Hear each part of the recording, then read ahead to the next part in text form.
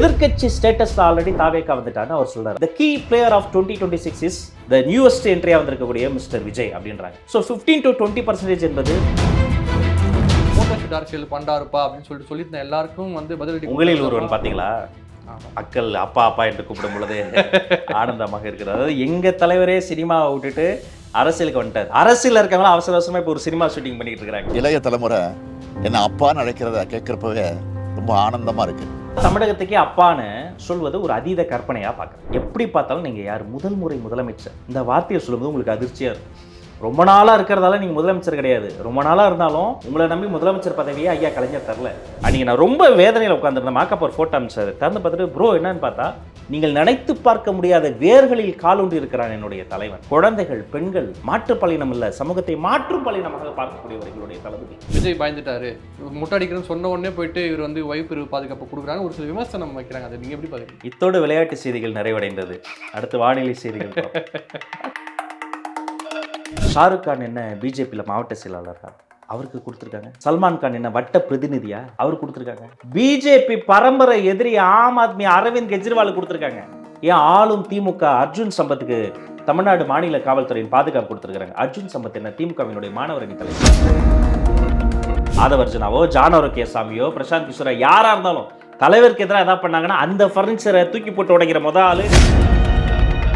சரி, தேர்தல் அரசியலுக்கு எதிரானவர் தானே பெரியார். ஏன் இளைஞரணி மாநாட்டினுடைய அலங்கார தோரணத்தை வைக்கிறீங்க, பரப்புரையில் பேனர்ல வைக்கிறீங்க, பெரியார் சிலையை வாங்கி வச்சுக்குவீங்க, அன்னாரி வளத்தில் பெரியாருக்கு ஒரு சிலை வைக்க மாட்டீங்க. அப்ப உங்களுடைய சமூக நீதி என்பது கட்சி ஆரம்பிக்க மாட்டார், நீங்க வச்சு ஆரம்பிச்சார். இந்த மாநாடு நடத்த மாட்டார்னு சொன்னீங்களோ, மாநாடு நடத்தி காமிச்சார். பிரச்சனைக்கு பேச மாட்டார், நாங்க வேங்க வயலுக்கு பேசினார்.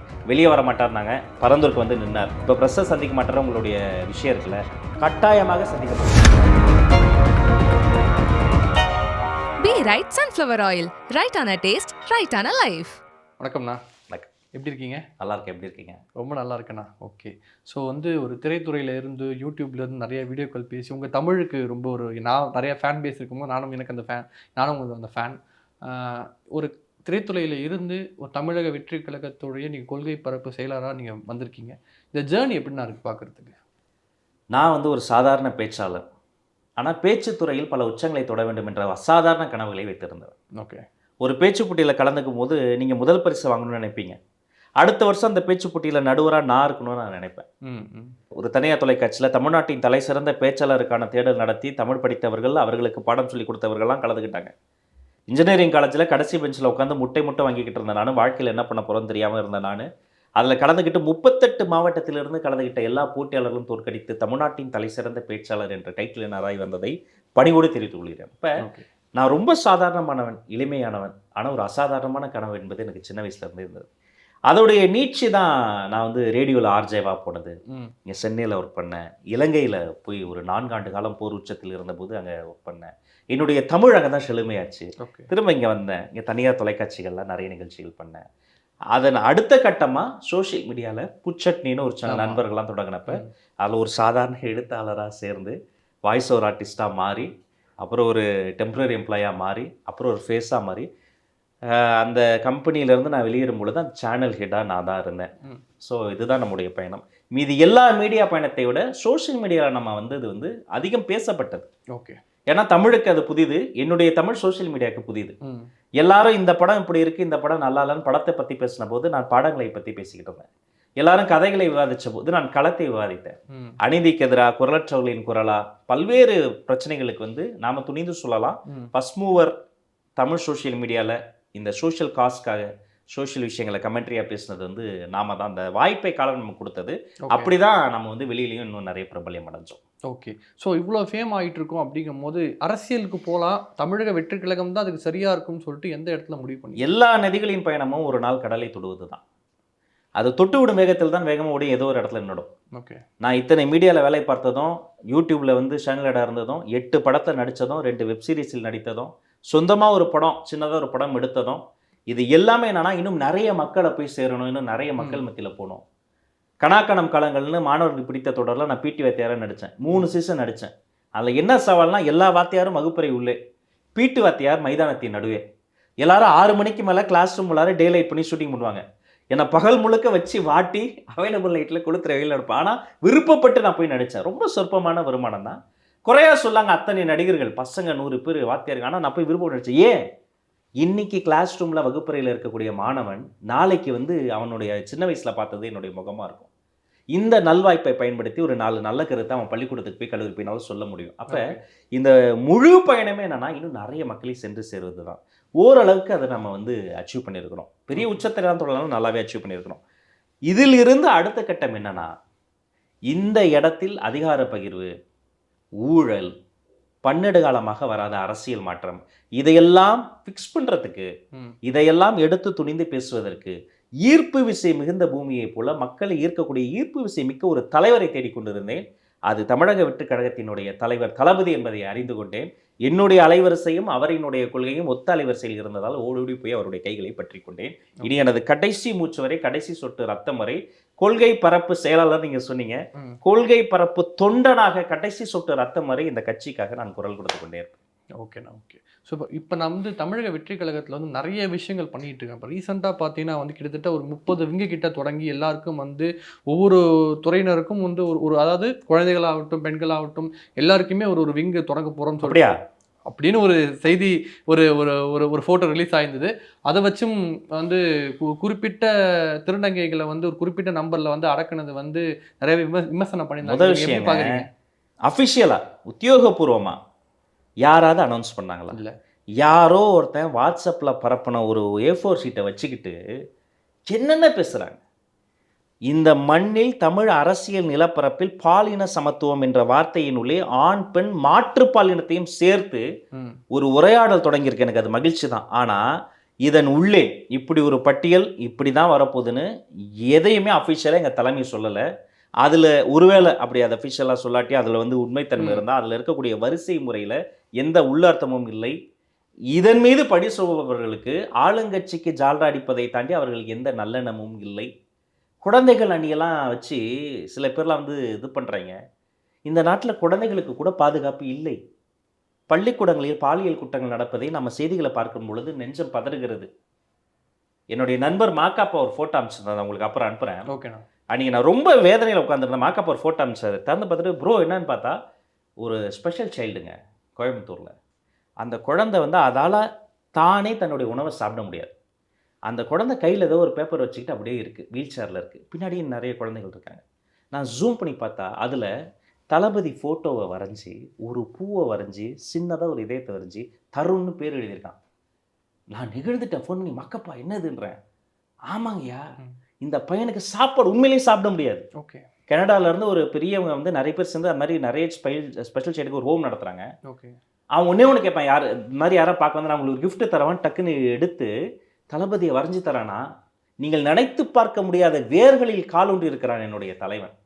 குழந்தைகள், பெண்கள், மாற்றுப்பாலினம் இல்லை சமூகத்தை மாற்றும் பாலினமாக பார்க்கக்கூடியவர் எங்களுடைய தளபதி.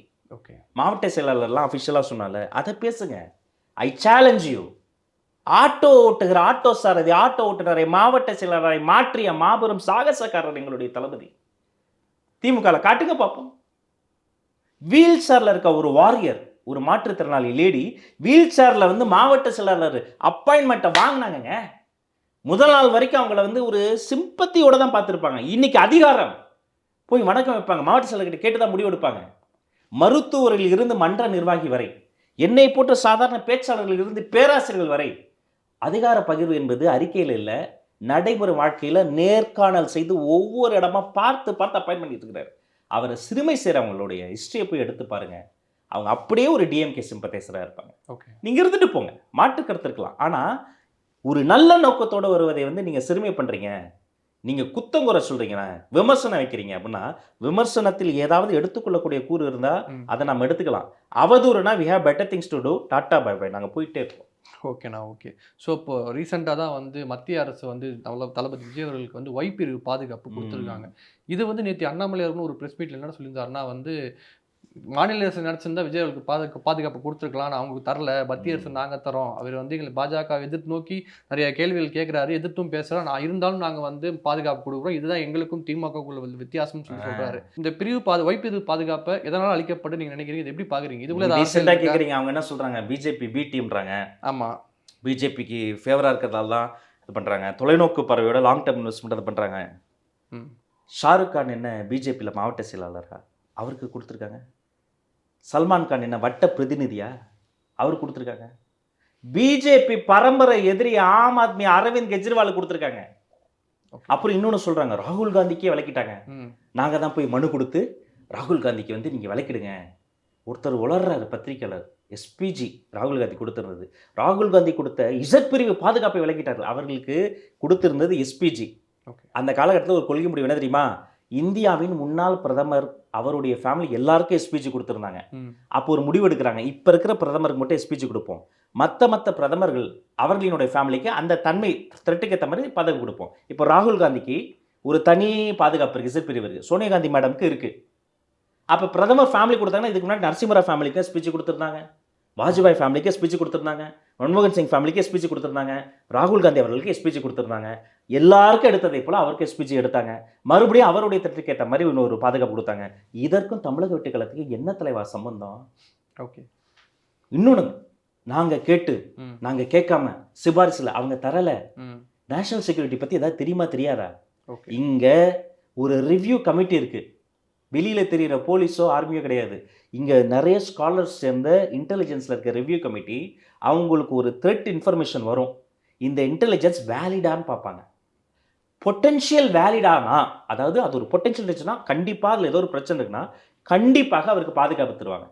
ஏன் ஆளும் திமுக அர்ஜுன் சம்பத்துக்கு தமிழ்நாடு மாநில காவல்துறையின் பாதுகாப்பு கொடுத்துருக்காங்க. அர்ஜுன் சம்பத் என்ன திமுகவினுடைய மாணவர் அணி தலைவரா? அவருக்கு எதுவும் த்ரெட் இருக்குன்னு தராங்க. ஓகே. அப்போ இவருக்கு தராங்கன்னா ஒரு பொட்டென்ஷியல் இன்டெலிஜென்ஸ் இருக்குது. இது அரசியலை தாண்டிங்க நேஷனல் செக்யூரிட்டி. ஓகே. இதில் போய் இவங்க அரசியல் பண்ணுறாங்கன்னா அது வந்து அவர்களினுடைய அதீத கற்பனை, அவ்வளோதான். ஓகே. ஸோ இந்த விஷயம் நடக்கிறதுக்கு முன்னாடி தான் வந்து ட்விட்டரில் வந்து விஜய் அவர்கள் வந்து இந்த பிப்ரவரி மார்ச்சில் வந்து சுற்றுப்பயணம் மேற்கொள்ள போகிறாரு, அவர் போகிற இடத்துல வந்து முட்டை அடிக்கணும்னு சொல்லிட்டு ஒரு கேங் பேசிச்சு. அதுக்கப்புறம் தான் இது நடந்திருக்கு. ஸோ வந்து விஜய் பயந்துட்டாரு, முட்டை அடிக்கிறேன்னு சொன்ன உடனே போயிட்டு இவர் வந்து வைப்பிரிவு பாதுகாப்பு கொடுக்குறாங்க, ஒரு சில விமர்சனம் வைக்கிறாங்க. அதை நீங்கள் எப்படி பார்க்குறீங்க? இத்தோடு விளையாட்டு செய்திகள் நிறைவடைந்தது. அடுத்து வானிலை செய்திகள். தரக்குறைவான அரசியலுங்க. அவரு எங்கள் தலைவருங்கிறதுக்காகவே சொல்லலை. எந்த தலைவரும் முட்டை அடிக்கலாம் பயந்தெல்லாம் அரசியலில் வந்து ஒதுங்க மாட்டாங்க. அப்படி முட்டையடிப்பது, வசை சொற்கள் பேசுவது, அவர்கள் மீது பொருட்களை கொண்டு வீசுவது எங்கள் தலைவர்கள் எந்த தலைவர் மீதும் அப்படி செய்வதில் தமிழக வெற்றி கழகத்திற்கு உடன்பாடு இல்லை. ஓகே. இப்படி செய்வதால் அந்த சம்பந்தப்பட்ட தலைவர்களுக்கோ அந்த கட்சிக்கோ அந்த கழகத்திற்கோ இன்னும் அனுகூலம் தான் தருமே தவிர, இதெல்லாம் வந்து இந்த தனிநபரினுடைய பேசுறது கொள்றதெல்லாம் வந்து நம்ம எடுத்து வச்சு பேச வேண்டிய அளவுக்கு அதில் பொட்டென்ஷியல் இல்லை. ஆனால் அதுக்கு பயந்து ஒய்பிரிவு பாதுகாப்பு தருவா? நீங்கள் வந்து என்ன நினச்சிக்கிட்டு இருக்கீங்கன்னு தெரில. இது வந்து இந்தியன் ஆர்மிங்கிறது வேறு. நீங்கள் ஆக்ஷன் கிங் அர்ஜுன் படத்தையெல்லாம் பார்த்துட்டு ரொம்ப கன்ஃபியூஸ் பண்ணிக்கிறீங்க. ஸோ அதுக்கு சம்மந்தம் இல்லை. அவர் முட்டையடிப்பதால் யாரோ ஒருத்தங்க சொன்னதால் தலைவருக்கோ தளபதிக்கோ எந்த ஆபத்தும் இல்லை. அப்படி யார் மீது அடிப்பதையும் நாங்கள் வந்து ஆதரிக்க போவதும் இல்லை. எங்கள் அரசியல் வேறு, எங்களுடைய பெடல்ஸ்டலே வேறு, எங்கள் மைல் ஸ்டோனே வேறு. ஓகேண்ணா. ஓகே. ரீசெண்டாக வந்து பிரசாந்த் கிஷோரை வந்து விஜய் சார் வந்து மீட் பண்ணிட்டு போயிருந்தாங்க. ஆமாம். அதே டைமில் தான் எடப்பாடியும் மீட் பண்ணதாகவும் சொல்கிறாங்க. இது பிரசாந்த் கிஷோர் வந்து கிட்டத்தட்ட டிவிகேக்கு வந்து 20% ஆஃப் ஓட்டு இருக்குது அப்படிங்கிற ஒரு விஷயத்தையும் சொல்லியிருக்காரு. நிறைய கருத்து கணிப்பு லோயலா காலேஜ் நிறைய இடத்துல எல்லா இடத்துலையுமே 20% சாலிடாக சொல்கிறாங்க. இந்த பிரசாந்த் கிஷோரோட மீட்டப் எப்படி பார்க்குறீங்க? ஏன்னா இப்போ தான் ஆதவ் அர்ஜுனா வந்து இணைஞ்சிருக்காரு, ஆல்ரெடி ஜான் ஆரிகசாமி இருக்காரு. இவங்களுக்குள்ளே ஏதாவது குழப்பம் வருமா கட்சியில்? இந்த கதை திரைக்கதை வசனத்தை யார் எழுதுறான்னு தெரியலைங்க. எங்களுக்கு ஆதவ் அர்ஜுனா சாரோ, மிஸ்டர் ஜானோ, பிரசாந்த் கிஷோரோ, எங்களுக்கு அவங்களாம் யாருமே இல்லை. எங்களுக்கு தலைவர் தான் எல்லாம். தன் சொந்த வாழ்க்கை, சம்பளம், குடும்பம் எல்லாத்தையும் தூக்கி போட்டு மண்ணுக்காக மக்களுக்காக இறங்கிய மாவீரன் எங்கள் தலைவர். நாளைக்கு எங்கள் தலைவருக்கு எதிராக, தலைமைக்கு எதிராக நீங்கள் சொன்ன சோகால்டில் யாராவது ஆதவ் அர்ஜுனாவோ, ஜானோ கேசாமியோ, பிரசாந்த் கிஷோரோ யாராக இருந்தாலும் தலைவருக்கு எதிராக எதாவது பண்ணாங்கன்னா அந்த ஃபர்னிச்சரை தூக்கி போட்டு உடைக்கிற முதல் ஆள் எங்கள் கட்சி தோழராக தாங்க இருப்பாங்க. எங்களுக்கு அவங்க பற்றி எந்த கவலையும் கிடையாது. இது துரைமுருகன் ஐயா நீர்வளத்துறை அமைச்சர் ஒரு வாட்டி அவர்கிட்ட கேள்வி கேட்டாங்க. அப்போ சொன்னால் பதில் இப்போ சொன்னால் பொருத்தப்பட செம்மையாக இருக்கும். சார் நீங்கள் பாரம்பரிய கட்சி சொல்லுங்கோ அப்படின்னாரு. பல வருஷமாக களத்தில் நிற்கிறீங்க அப்படின்னாரு. அப்புறம் ஏன் நீங்கள் வந்து பிரசாந்த் கிஷோரை கூப்பிட்டு வந்து அரசியல் வியூகம் வச்சுக்கிறீங்க, உங்களுக்கு அரசியல் தெரியாதான்ற மாதிரி ஏதோ கேட்டாங்க, நினைவு சரியாக இருந்தார். அவர் சொன்னார் அப்படிலாம் இல்லை, அரசியலுங்கிறது வேறு. இருந்தாலும் இப்போ லேட்டஸ்ட்டாக இந்த ஐடி சோஷியல் மீடியாலாம் நிறைய வந்துருச்சு, என்னப்பா சமாச்சாரம்னு கூப்பிட்டு பக்கத்தை வச்சு கேட்டுக்கிறோம் அவ்வளோனார். அந்த என்னப்பா சமாச்சாரம் அன்றைக்கி அங்கே நடந்தப்போ இனிச்சுது, இங்கே நடந்தோன்னா பார்த்தீர்களா அப்படின்னு ஒரு பெர்ஃபார்மன்ஸை ஸ்டார்ட் பண்ணாங்க. மற்றபடி ஒன்றும் கிடையாதுங்க. அரசியல் வியூகம் வந்து நிறைய பேர் சொல்லலாம். நான் இன்னும் சொல்கிறேன், எங்கள் உட்கட்சியில் நான் பார்த்து ஆச்சரியப்படுற விஷயம் தெரியுமா? எங்களுடைய பொதுச் செயலாளர் ஆனந்த் விசுவாசி என்ற வார்த்தைக்கு அர்த்தமாகவே வாழக்கூடியவர். 4 நூற்றாண்டு கால வாழ்க்கையை தளபதிக்காக தியாகம் பண்ணவர். அவர் நேற்றிலிருந்து தளபதி கூடவே இருக்கிறவர் அண்ணன் ஆனந்த். இன்று எங்களுடைய தளபதியின் களத்தை வலுவாக்குவதற்காக வந்திருக்கக்கூடிய வியூகர் தான் ஜான் கே சாமியோ, பிரசாந்த் கிஷோரும். நாளைய தீர்ப்பை உறுதி செய்வதற்காக எங்களுக்கு பக்கபலமாக வந்து சேர்ந்திருக்கக்கூடியவரும் துணை பொதுச் செயலாளர் எங்களுடைய ஆதவர்ஜனாவோ, நிர்மல்குமார். ஸோ நேற்றிலிருந்து இருக்கக்கூடிய விசுவாசி அண்ணனாக இருக்கிறார். இன்று வந்திருக்கக்கூடிய வியூகர்கள் பலமாக இருக்கிறாங்க. நாளைய தீர்ப்பை உறுதி செய்வதற்காக எங்களுக்கு பலம் சேர்ந்துருச்சு. இனி வருங்காலம் வசந்த காலம், அது தமிழக வெற்றியின் காலம் என்பது. ஓகே. நாம் தமிழர் கட்சியின் தலைவர் சீமான் அவர்கள் வந்து தொடர்ந்து விஜய் சார் வந்து கட்சி ஸ்டார்ட் பண்ணுறதுக்கு முன்னாடி வரைக்கும் என் தம்பி அவன் களத்துக்கு வந்தால் அவனே எனக்கு எதிராக நின்னா கூட நான் அவன் கூட தான் நிற்பேன், நான் அவனுக்கு எதிராக நிற்க மாட்டேன்னு சொல்லியிருந்தார். கட்சி தொடங்கியதுக்கப்புறம் மாநாடு ஸ்பீச்சுக்கு அப்புறம் நிறைய எதிர்க்கிற கருத்தெல்லாம் வச்சாரு. அப்புறம் நடுவில் கொஞ்சம் அமைதியானார். இப்போ ரீசெண்டாக பிரசாந்த் கிஷோர் அவர்கள் விஜய் சார் மீட் பண்ணிருக்காரு. நீங்கள் எப்படி பார்க்குறீங்க? இது பண கொழுப்பு அப்படின்னு சொல்லியிருக்காரு. தொடர்ந்து நாம் தமிழர் கட்சி வந்து ஒரு சில விஷயங்கள் வந்து முன் வைக்கிறாங்க, உங்களை எதிர்த்து பேசுகிறாங்கன்னா திருப்பி தமிழக வெற்றி கழகத்திலேருந்து அவரை எதிர்த்து எந்த விதமான நடக்கல. அதுக்கு என்ன காரணம்? அருமை சகோதரர் கொள்கை பரப்பு இணை செயலாளர் பேராசிரியர் சம்பத் கூட அது கண்டிச்சு அறிக்கை வெளியிட்டிருந்தாரு. நான் என்ன சொல்றேன், எங்களுடைய கொள்கை எதிரி பாஜக, அரசியல் எதிரி திமுக. என் எதிரியை நான் ஃபிக்ஸ் பண்ணிட்டேன். எங்கள் பயணம் பெருசு, லாங் வே டு கோ. அதை நோக்கி நான் ஓடிக்கிட்டே இருக்கிறேன். இப்போ இதுக்கு நடுவில் அவங்களுக்கெல்லாம் நம்ம பதில் சொல்லிட்டு இருந்தால் இது திசை திருப்பல் அரசியல். இது அவங்க மட்டும் கிடையாது. இப்படி தான் பேசுனா இவங்க ரியாக்ட் பண்ணுவாங்கன்னு இது ஒரு ட்ராப். ஆளுங்கட்சியே இதை செட் பண்ணுவாங்க. நாம் அதில் போய் நீங்கள் விரிக்கிற வலைகளில் சிக்குவதற்கு நாங்கள் வந்து ஆள் கிடையாது. எங்களுக்கு ஒரு உயர்ந்த லட்சியம் இருக்குது. நாங்கள் இழப்பதற்கு ஒன்றுமே கிடையாது. அடைவதற்கு இந்த மண்ணினுடைய 2வது சுதந்திரம் இருக்குது. அதை நோக்கி ஓடிக்கிட்டு இருக்கிறோம். அதனால் இவங்களுக்கெல்லாம் நம்ம இக்னோர் பண்ணிட்டு போயிட்டே தான் இருக்கிறோம். நாங்கள் இன்னும் பெரிய பெரிய சண்டைகள் இருக்குது, பெரிய பெரிய களங்கள் இருக்குது, பெரிய பெரிய இலக்குகளை நோக்கி ஓடிக்கிட்டு இருக்கோம். ஓகே. இந்த ஓட் பர்சன்டேஜ் நான் சொன்னேன் 20% இருக்குது அப்படின்னு சொல்லிட்டு 100% எல்லாருமே சொல்கிறாங்க. லயோலா கல்லூரியினுடைய பேராசிரியர் ராஜநாயகம் சொல்றாரு, நெக் டு நெக்ன்றாரு, இன்னொரு வருஷம் இருக்குன்றாரு. அவர் ஒன்றும் எங்களுக்கு வந்து சிம்பத்தேஸ்லாம் கிடையாது. எங்களை நிறைய விமர்சிக்கிறார், விமர்சித்து கொண்டே இருக்கிறார், விமர்சிப்பார்.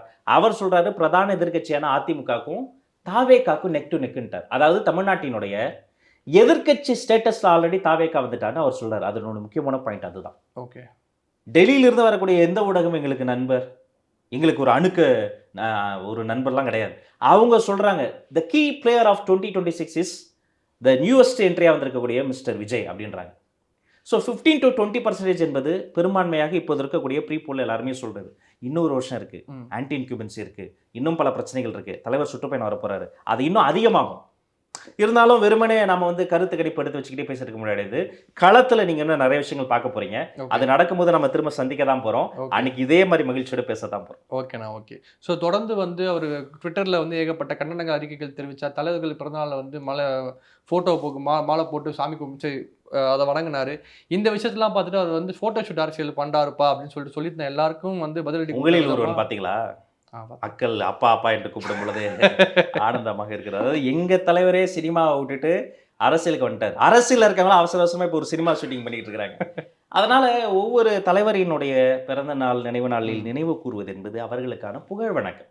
அவர்களினுடைய ஆயுட்காலம் முழுக்க அவங்க என்ன செஞ்சாங்கன்ற ஒரு விஷயத்தை தொண்டர்களுக்கு ஒரு அரசியல் பயிற்சி பாசறை மாதிரி அதை வந்து நினைவுபடுத்துவது. ஆனால் களம் என்பது வேற.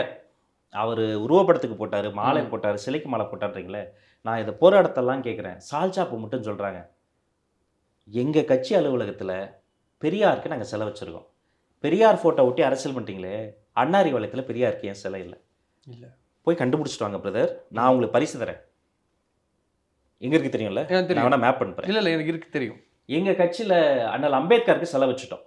அண்ணா அறிவாலயம் சமூக நீதியெல்லாம் பேசுகிறாங்களே, அந்த அத்தனை ஏக்கர் அண்ணா அறிவாலயத்தின் உள்ளே கலைஞருக்கு சிலை இருக்குது, அண்ணாக்கு சிலை இருக்குது. ஒரே ஒரு அம்பேத்கர் சிலையை நீங்கள் கண்டுபிடிச்சிட்டு வாங்க.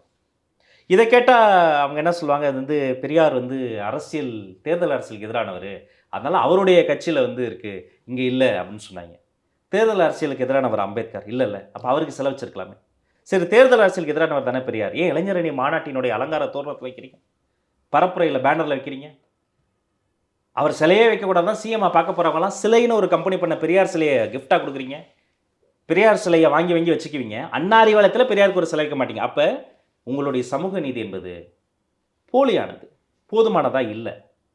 அங்கே இருக்கக்கூடிய பல தோழர்களுக்கே இது தெரியாது. கேட்டோன்னா ஆமால இத்தனை வருஷமாக வரும், தலைவருக்கு இருக்குது, அண்ணாக்கு இருக்குது, ஏன் பெரியாருக்கு சிலை இல்லை அப்படின்னு இந்த கேள்வி கேட்டால் தோணணும்.